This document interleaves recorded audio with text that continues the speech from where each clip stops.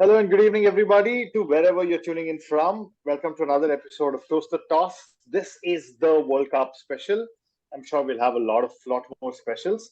Welcoming our fanelists, Arijit, Sanskar, Bidhu, and Tejas. So, gentlemen, before we get started, this is just something which I wanted to say. We hope everybody watching in Delhi and all our friends and family are safe. I've just been reading reports about tremors in Delhi, but I hope there's no serious damage. Speaking of earthquakes in Delhi, there is probably an earthquake which is happening in Firozshah Kotla, not in terms of geological terms, but in terms of cricket. Afghanistan are playing beautifully against England. So, how many of you, raise your hand, are expecting Afghanistan to win? That's me, Bidhu. Or is it? So the thing is, I always root for the underdog, irrespective of it being means any strong team. I would always favor the weaker team. But yeah, That's just a segue to my next question, right? England being one of the big teams, is there a massive chink in their armor, or do they struggle against spin? Is that something which every team is going to expose them for? Sanskar? Yeah, short answer, yes. Their game against spin, especially against leg spin, seems slightly weak. In fact, just today they showed a record of lowest averages against leg spin ever since 2019 World Cup, and England was right on top from the ascending order. So that narrates a story of how their story against leg spin is going to be, and moving forward into the tournament where pitches are going to be a lot more drier and slower because half of them are going to be used. I see. I don't see England in the coming days. Okay. They might find themselves in a They might spot. struggle. So, Tejas, do you think the England team is balanced enough to do they have the right personnel? You know, when the tournament progresses, just from the bowling resources, do they have the right set of spinners? I mean, any team going in with just one single specialist spinner will struggle. I think England is one of the team. They don't have the part-timers who are good enough to cover as a second specialist spinner. So I think they have to get in Moeen Ali somehow here. I mean, he has to be fit in at some point in time. Then their bowling looks a little decent. Sam Curran for me is not a genuine number 7. He has to be a player. He has to play at number 8 or not be in the team at all. But we all know what England is missing right now. It's his name starts with Ben Stokes. He's the talisman. He's everything for them. The moments. I mean, I remember. Yeah, go ahead. No, go ahead. Finish it up. No, I mean, I remember, whenever Flintoff used to play, Flintoff used to be injured all the time. So whenever he used to come back, it sort of galvanized the team. I see the same thing happening with England as well. They're not the same as 2019. It's not the same team anymore. But I think whenever Ben Stokes will come back, he'll have an impact, and England will. I'm not sure if they'll reach the semi-final, but I think they'll play better when he's back. That's the balance. I'm thinking they'll probably get Ben Stokes for the important matches, and I'm hoping he gets fit maybe within the next 2 matches. So moving on from England, other big teams, Australia doesn't seem to have come to the parties. So Bidhu, your thoughts on what's gone wrong with Australia? Is this the mildest Australian team we've seen? I, in the first episode, thought Australia are one of the contenders for semi-final spot. Although these two games have raised the right questions, like right from scheduling. I think the players seem a little bit tired because of a lot of traveling. Right from all the important players to injuries to Travis Head and now Stoinis. And also the questions about how effective is an Alex Carey as a batsman or Adam Zampa as a spin in subcontinent. But look, if you have to look closely, Australia can be one of the surprising teams in this competition because of the kind of matches they're playing initially and at the back end.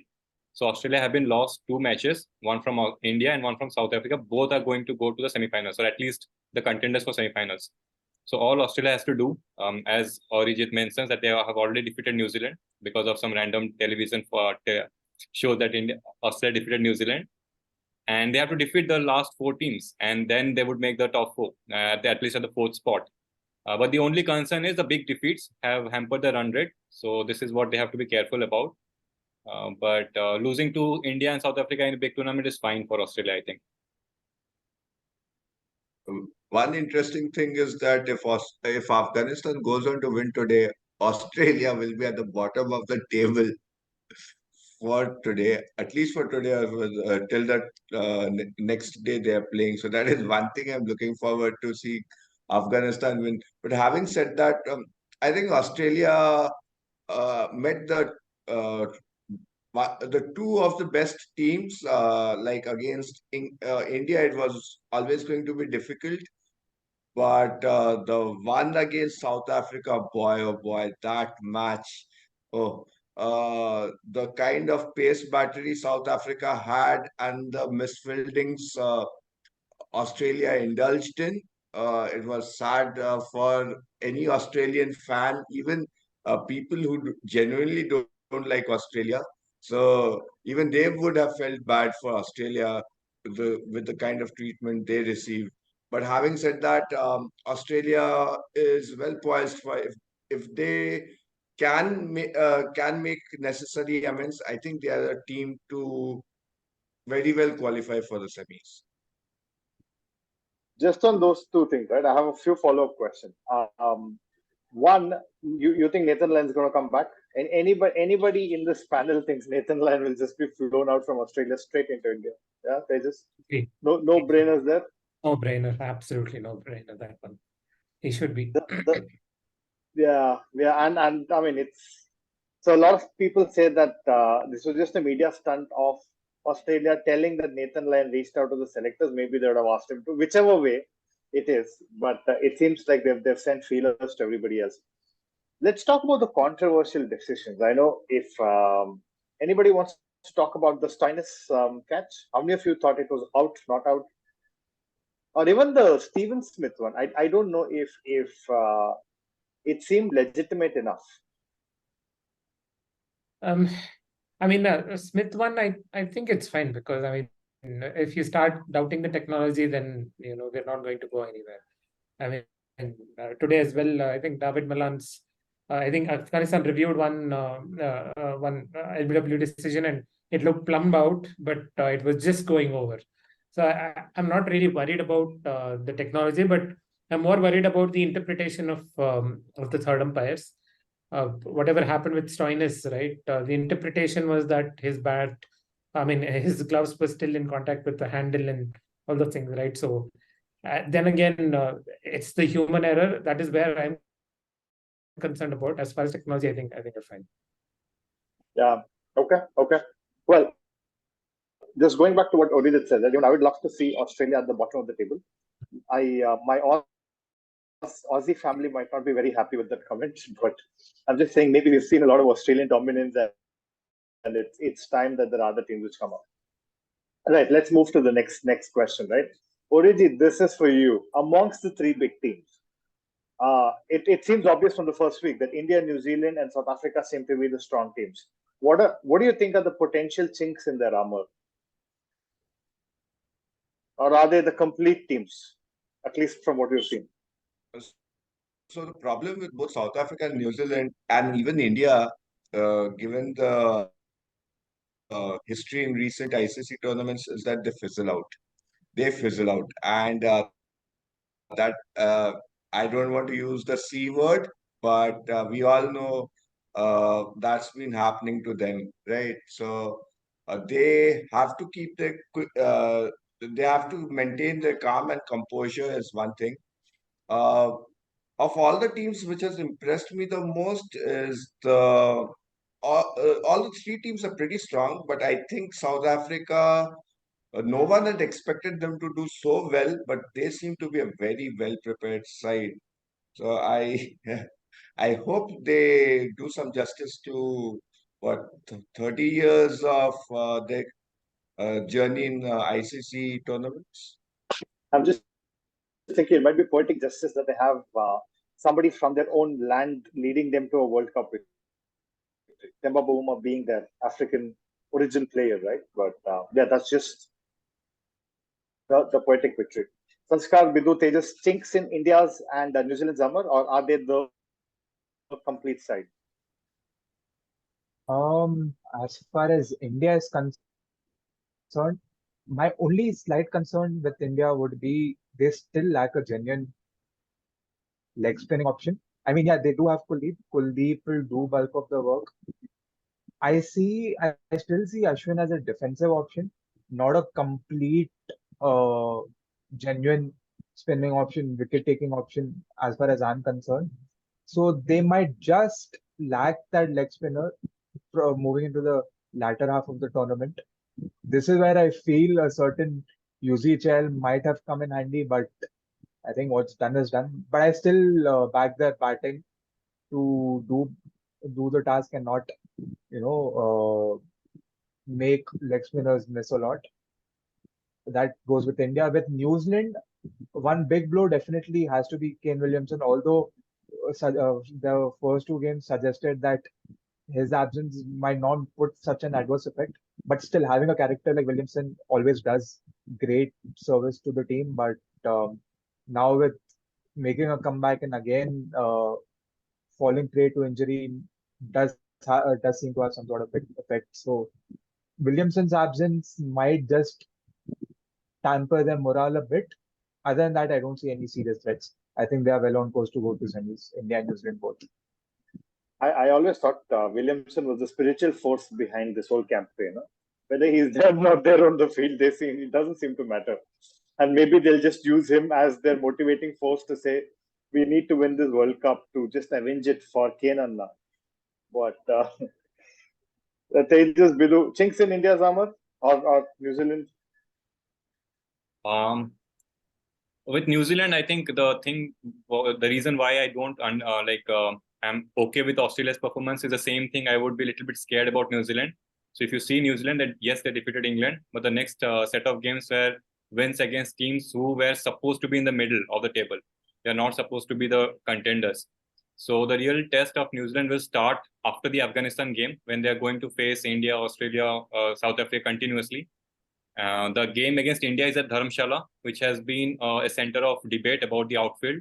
And New Zealand having so much of injuries, how prepared are they to field 100% in that ground is going to tell us who is going to win in that crunch game. For India, I think India has been playing really well. And so we all know there are certain players who we trusted, like the Rohit Sharmas, Kohlis, Bumrahs. There are a few promising players like Gills and Kishan. They have all done well. But the players who had a big question mark are coming to the party, be it KL Rahul, Shreyas Iyer, Ashwin, and to an extent, Suraj. So we kind of thought, how are they going to perform on a big stage? And all of them have performed. So I think for India, I think all they have to do is to just play well. And let's see at the end of the league stage, who are the C word people, like the champions, contenders, and chokers. I think these three will qualify. And we have to attach one C to each of the three teams. Thank you, Bidhu, for expanding what the C means. I was about to say it's a family show. We can't use C words, but okay. Champions, contenders, and chokers. The only thing I think about India, or just maybe because I want India to win, I just don't think in the first three games they've been tested enough, right? For me, it almost seemed like there was no score which was above 200. They chased in every game, and it seemed like their bowling won it for them. I don't know, maybe it's just me. I just don't think they've played that crunch game where it's not the Virat or the Rohit or the bowlers winning it, but maybe a KL, Shreyas, or a Hardik or a Ravi Jadeja. That's probably what I'm looking at. Okay, Tejas, question for you. What are the chances of Pakistan in the top four? Out of the top four? I mean, I'm generally quite optimistic when it comes to Pakistan in subcontinent because they always find a way. I mean, in any ICC tournament for that matter, right? Even the last T20 World Cup, even 2019, they threatened to do something special in the middle of the tournament. But But the problem is, I think I've thought about this. They don't have that freakish talent who could, win matches on their own. Babar, Rizwan, and who else? Right? That's always the question. Maybe Abdullah Shafiq for now, but they don't have that freak talent that won them the World Cups. 92, it was Inzamam. 2008 or 9 in T20 World Cup, it was Shahid Afridi. Every single time, I think even in 2015 when they reached the quarterfinals against Australia as well, we had a character like Wahab Riaz who was, who bowled really well. So I don't really see a freak talent for them, so that that he or a couple of them can carry them to the top four. Pakistan, I don't think so. Not this time. There are a lot of things wrong about them. I don't really see them in top four. Why does the bowling look so paltry? I mean, suddenly it just seems like nobody's turning up to the party. I was pleasantly surprised. I know Naseem Shah is injured, but it's the same bowling attack in the Asia Cup. And it's as cliche. Maybe whatever I'm going to say, it's quite cliche. But you cannot hope to be contenders of a World Cup in subcontinent without decent spinners. Shadab and Nawaz are. I don't want to say that, but they look like club cricketers to me, especially when it comes to bowling. They're good with the bat. I accept that, but you need specialist spinners to win a World Cup in subcontinent. You cannot carry these two saying that okay they'll bat and maybe we'll see with the ball. Middle overs as we have seen in one day cricket since 2018, 2019 times, is very important. You have to pick wicket and spinners are the ones to do it. And Shadab and Nawaz, I don't really see them getting a lot more wickets. You think? Sorry, I know Sanskar raises hand. Sanskar can go ahead. He would have a more. Yeah, but before that, I just wanted to say, anybody fancying Shahid Afridi unretiring? No. To save Pakistan's camp. Anyway, Sanskar, go ahead, please. You were going to say something. Yeah, just to add on to Pakistan, I think Tejas pretty much covered what I was about to say. You need a reliable spinner. Shadab and Nawaz don't really inspire that sort of confidence. And second thing, they have a very dicey middle order. Yes, Iftikhar Ahmed has shown promise, but you still need a rational, calm head when your backs are pushed against the wall. I just don't think Iftikhar has enough experience under his belt to anchor that sort of role. He is an X factor. He's a potential X factor, but not enough experience under the belt. And same goes for Suraj Shakil as well. Yes, a left-hander is always ideal in the middle order, but again, you need an experienced campaigner to really do that job of heavy lifting. So their batting really still is overly dependent on Babar Rizwan, Abdullah Shafiq for now, but he hasn't been tested enough. So Pakistan do have problems. Go ahead, Arijit. You're going to say something. I think what Pakistan is actually missing, besides Indian fans, the major chunk of fans in any ICC tournament is the Pakistani fans. And in this World Cup, they have no supporters coming, and it's not possible also. I'm not going to get into it, but I think they're missing their fans. They are missing support. They had some support in Hyderabad. If the Indians cheer for them, very well and good. But if Ahmedabad repeats everywhere, it's going to be difficult for them. Why do I always start this show and believe it's going to be apolitical? Never. Yeah. We have now moved from like a cricket show to a borderline political commentary show as well. Well, just before we move on to the next question, right? What is the option for Pakistan? Shadab's not performing, Nawaz not performing. Do they even have like a proper spinner in their squad or anybody outside? And where is Asif Ali? I still don't know where is Asif Ali. Asif Ali was in the Asian Games for some reason. Correct. He was in the Asian Games team, but yeah. I'm still surprised why is he not there in the World Cup? He's like the sky for Pakistan. But yeah, just going to my earlier question, do they even have a genuine spinner? No. They No, I don't. seem to have that youngster Abrar Ahmed, but again, like I want to emphasize that same point again.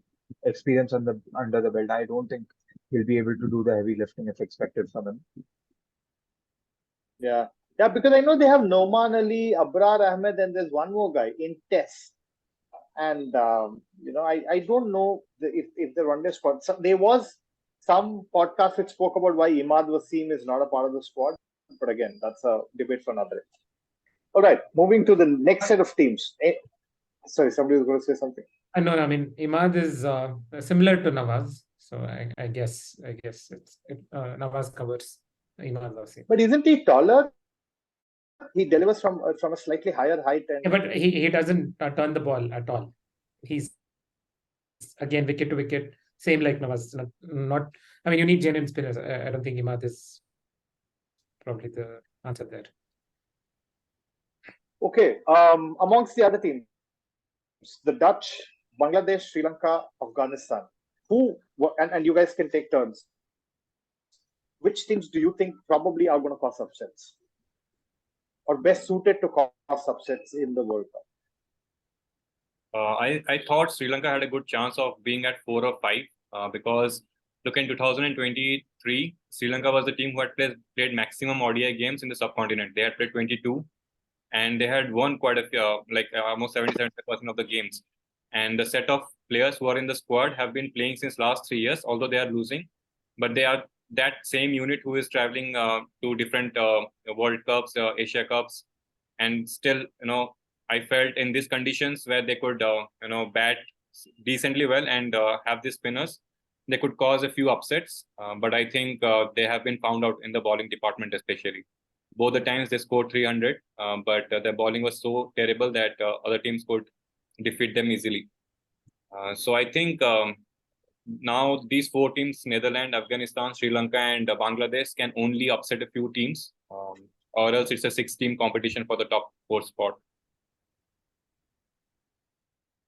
Yeah, my heart goes out to the Sri Lankan bowlers because I think that the youngsters in batting are performing beautifully. That innings by Kushal Mendis against Pakistan, and even what's her Samara Vikrama, brilliant, right? Okay, so Sri Lanka seems to be out. Bangladesh, Afghanistan, Dutch. Anybody betting the Dutch to win one game? No, I don't. No. I think Afghanistan play a couple of matches in Maybe Chennai, we can expect a surprise in Bangalore. That would be great, actually. Well, surprise in Bangalore in which match? No. India versus maybe that one. It's a World You Cup. never know. Yeah. Then you'll see the chinks in the Indian team. If India really loses in Bangalore, right, Arijit, you might have to go underground for a couple of days. People are going to come and Problem find is you. now both Netherlands and the Indian team both wear the same color. Again, what were you saying, Suraj?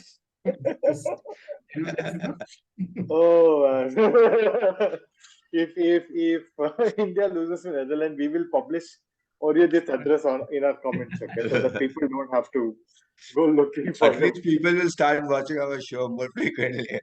Yeah, any publicity is good publicity. So yeah. Yeah. But just so what about Afghanistan? You're saying, Tejas, they have a couple of games in Chennai. Yeah, I think they'll play New Zealand in Chennai and as well as Pakistan.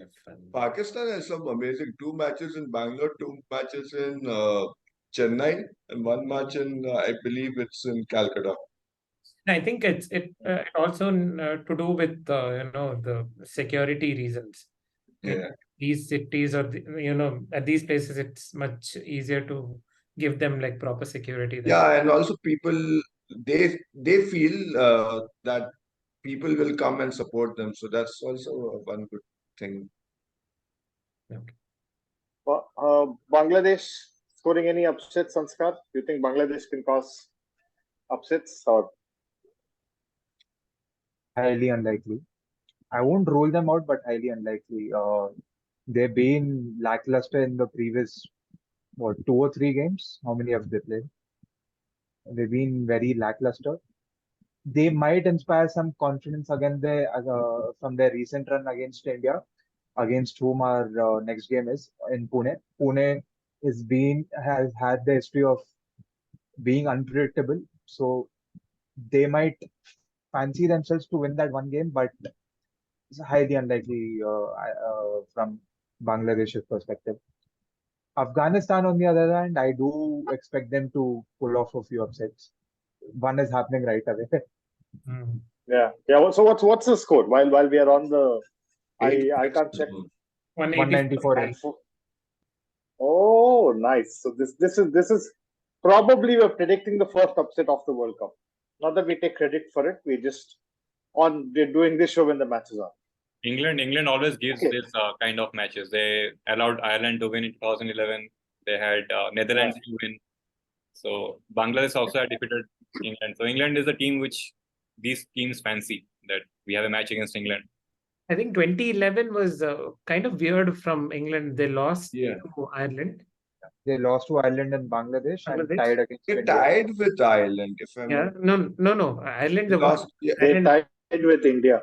They tied with India. They won against South Africa, and they won against some other good team as well. So they won 3. I mean, more or less, they played well against 3 big teams and lost against the minnows, so-called minnows. Anyway. I remember to Bangladesh, the auto rickshaw wala, he was so excited, telling us, "Oh, England is going to lose. England is going to lose." So that was pretty fun, actually. Which city were you in at that point of time? It was in Bombay. We are returning from Bandra Kurla complex. Yeah. Okay. All right. Last segment of our show. Each in whichever order you guys want to go. What's been your favorite match in the 12 days you watched the World Cup? Bidhu first. He's been very quiet. My favorite match of all the matches which I've watched, 99%. I think I would rate. I would go with the first match itself, because nobody was watching it in the stadium, but I was watching it on TV. England, New Zealand. So it actually what it did was it showed England can be contained. So England came with a huge reputation of 11 batters. They would go all out, would score 400 runs. And New Zealand, with their part-timers, restricted New Zealand to 280 when the pitch was clearly a 350, 360 odd pitch. And this is what England undoing is. Like, most teams are knowing that England are susceptible to spin, and this is what is happening today. And New Zealand, they also came in with a reputation of aging side, injuries to all these players, but they unearthed like 2-3 players who can actually, threaten to take New Zealand to at least to the semis. So that match, I think, was a big eye opener to both the teams. So I would rate that match. No, that's probably a fabulous analysis. Brilliant. Okay, Tejas. I mean, it's tough. I mean, if I say England, Afghanistan, I think I'll be, it'll be a little bit of recency bias. No, but I thoroughly enjoyed watching India, Australia. Of course, as an Indian cricket fan, but otherwise as well. 2 for 3, not a lot of teams win after that. I think the Australian Pacers were bowling pretty damn well at that point, but the way KL and Kohli batted, and I'm not going to speak about the drought catch, but either way, I think to win from 2 for 3, special performance, and I like special performances. So yeah, India, Australia. I was about to say the way KL and Kohli batted and the way Stoinis supported us. Yeah. You covered it. Sanskar, your favorite game? Sorry? Your favorite game till now? I was going to say India versus Australia, and rightfully so, all the reasons that they just stated. Other than that, my favorite game was South Africa and Sri Lanka. Purely because South Africa wasn't seen as a serious contender up until that game. South Africa is one force to reckon with. They are perhaps the dark horses of this tournament. South Africa, normally known for its bowling prowess, which we did see in the game against Australia. This time around, it's their batting that seems to be the stronger trump card. It's very unlike not that they never had great batsmen, but they rely on their potent bowling attack. This time, they seem to have found an equilibrium between great batting and great bowling as well. So I'm interested to see how South Africa unfolds its journey this year. And that game was a sample of how well they could do. So for me, that game had to be the favorite, apart from the Australia-India game. Arijit? I'm pretty miffed with Sanskar. He answered two questions. He had two answers for one question. He took away the South Africa versus Australia game. I was, in fact, quite happy the way they were South Africa bowled actually. But then uh, let's get to the other match, which no one is probably discussing, is the India versus Pakistan match. And irrespective of what has happened off the ground and all that, what I really liked was that India was bowling really well. Though they were at 150 odd for 2 wickets, the run rate was just about 5 runs per over. And this 30 to 40 overs, this is a very tricky period because the teams go with the mindset that they have to accelerate, and that is the area where they will make errors. And India full took the opportunity by all means and measures and got Pakistan out for like 26 odd or 30 odd runs. So that was something pretty nice to see actually. So uh, means irrespective of matches in subcontinents, it's always a batsman's paradise. But I guess everyone seems to be happy with the way the bowlers are also taking major moments of this World Cup. So yeah. All right. I mean, I wanted to.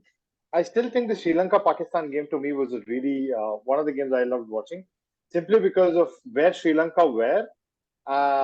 Just like I said, no Kusal Mendis and Sadira, the way they were batting, I thought they were going to reach 350 or 400, but I was disappointed that they reached about 330 or 340. But I still would look for Sri Lanka to win one or two games. I definitely think that the youngsters need it.